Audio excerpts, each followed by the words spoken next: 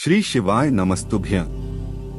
दोस्तों, पूज्य गुरुजी ने कहा कि कई वर्षों के बाद ऐसा शुभ संयोग बन रहा है जब सावन और अधिक मास के मिलन वाली यह आखिरी एकादशी शनिवार के दिन पड़ रही है। गुरुजी ने कहा कि अगर आपके जीवन में धन से संबंधित कोई समस्या चल रही हो, रुपए पैसे की बहुत दिक्कत चल रही हो, आपके जीवन में घर में दुर्भाग्य और दरिद्रता लगातार बनी हुई है, आपके व्यापार में, आपकी नौकरी में तरक्की नहीं हो रही है, लगातार आर्थिक समस्याओं से परेशान हैं, या फिर आपके जीवन में किसी भी प्रकार की कोई टेंशन चल रही है, कोई समस्या चल रही है, या फिर आपके विवाह में विलंब हो रहा है, तो पूज्य गुरु जी कहते हैं कि इस सावन और अधिक मास की एकादशी में आपको सिर्फ काले तिल के दाने से एक ऐसा उपाय करना है जो आपको महादेव की कृपा प्राप्त करवाएं और साथ ही साथ भगवान विष्णु की कृपा प्राप्त होगी। तो चलिए जानते हैं उस उपाय के बारे में। लेकिन इससे पहले प्रार्थना, अगर आप चैनल पर नए हैं तो कृपया चैनल धर्मलोक को सब्सक्राइब अवश्य कर लें।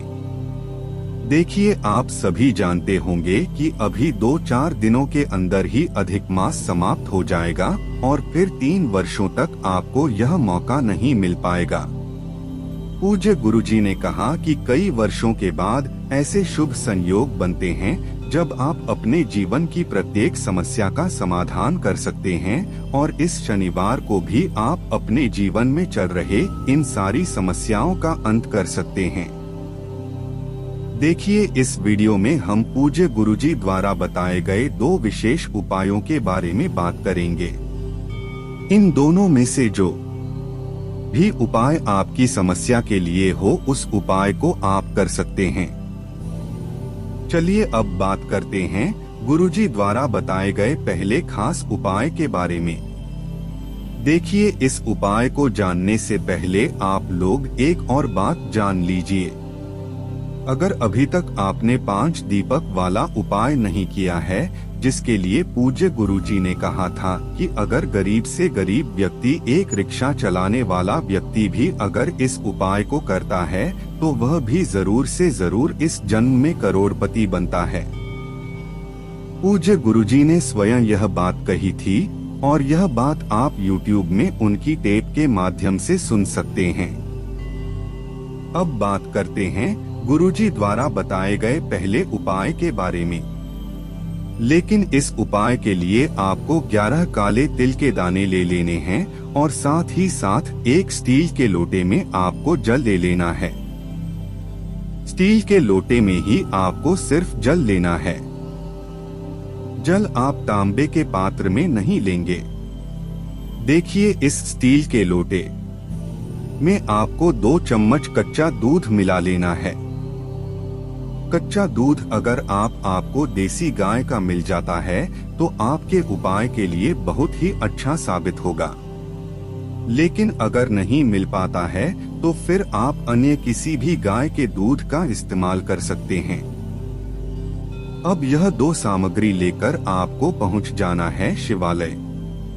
पूज्य गुरु ने कहा कि यह उपाय आप सुबह से लेकर शाम तक किसी भी समय कर सकते हैं। बस आपको ध्यान रखना है कि सूर्यास्त के पहले ही आप ये उपाय कर लें। सूर्यास्त के बाद आप यह उपाय नहीं करेंगे। देखिए, अब आप जब एक लोटा जल लेकर गए हैं, उस जल में आपको एक एक करके काले तिल के दाने शिवलिंग के सामने ही डालने हैं। देखिए, आप शिवलिंग के सामने बैठ जाइएगा और ओम नमो भगवते वासुदेवाय इस मंत्र का स्मरण करिए और एक काले तिल का दाना इस जल में डाल दीजिएगा।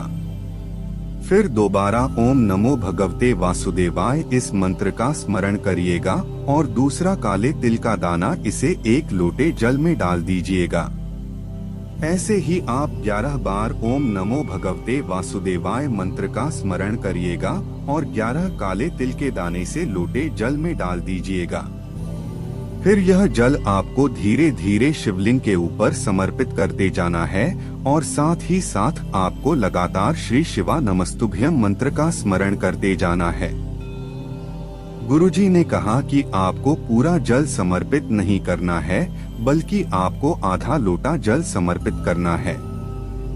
जल समर्पित करते समय आप लगातार श्री शिवाय नमस्ते मंत्र का तो स्मरण करेंगे ही, और साथ ही साथ आप 2-4 बार या 5 बार पिपलेश्वर महादेव का भी स्मरण कर लेंगे, और फिर पिपलेश्वर महादेव से प्रार्थना कर लेंगे कि आपके जीवन में धन से संबंधित या व्यापार से संबंधित या नौकरी से संबंधित या फिर विवाह से संबंधित आपके जीवन में किसी से भी संबंधित अगर कोई समस्या चल रही है तो उसको दूर करने के लिए आप पिपलेश्वर महादेव से प्रार्थना कर लेंगे, और फिर बचा हुआ जल लेकर आप पहुंच जाएंगे किसी भी पीपल के वृक्ष के नीचे।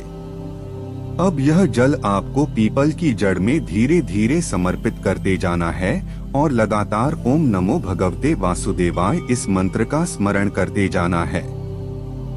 पूज्य गुरुजी ने कहा कि सावन और अधिक मास के मिलन वाली शनिवार की यह एकादशी हमारे जीवन से सारी समस्याओं का अंत कर सकती है, और अगर हम महादेव में यह जल समर्पित करने के बाद पीपल के वृक्ष में इस प्रकार से जल समर्पित करते हैं और फिर से पीपल के वृक्ष के नीचे बैठकर भगवान विष्णु से वही प्रार्थना करते हैं जो हमने शिवलिंग के सामने की थी, तो यकीन मानिए महादेव की कृपा से और भगवान विष्णु की कृपा से हमारे जीवन की उस बड़ी से बड़ी समस्या में हमें आराम मिलना शुरू हो जाता है।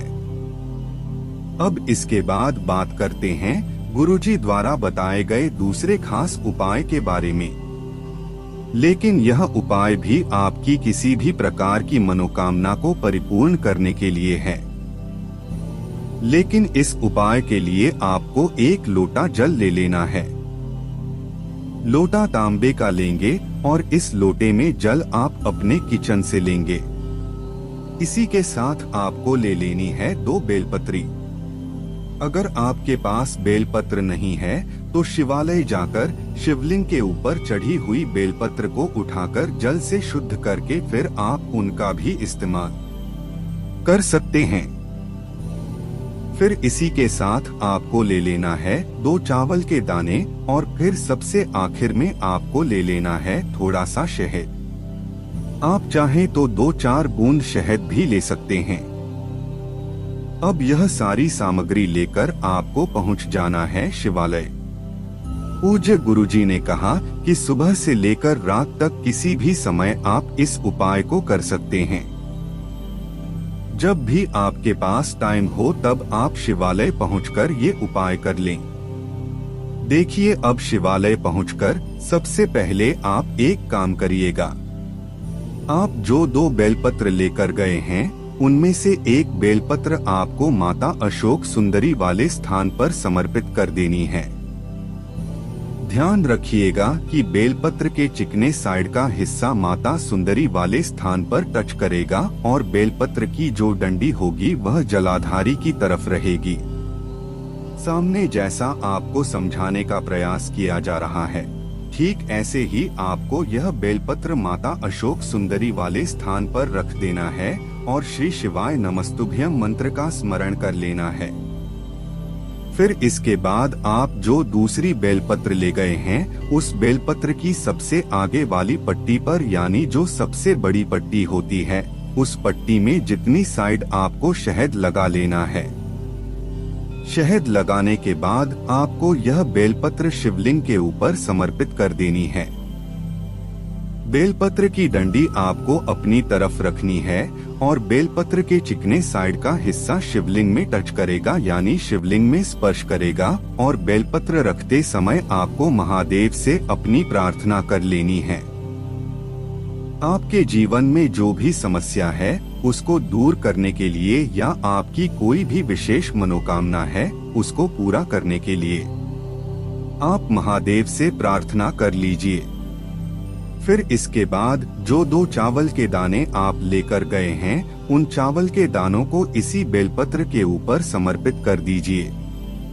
और सबसे आखिर में आपके पास 1 लोटा जल है।